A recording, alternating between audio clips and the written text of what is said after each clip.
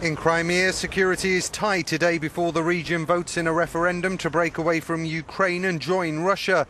Berkut special forces remain on high alert, placing checkpoints across the peninsula. Despite regional community divisions, Crimea has a narrow ethnic Russian majority. Many favour joining Russia.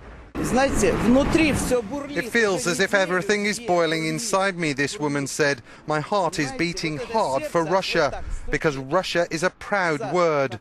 Russia.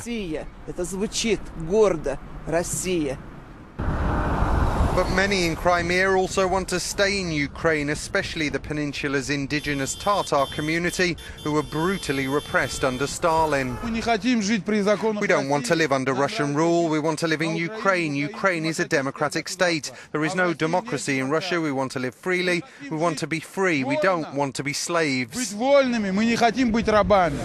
Many Tatar leaders say they will boycott the vote that has not been internationally recognised.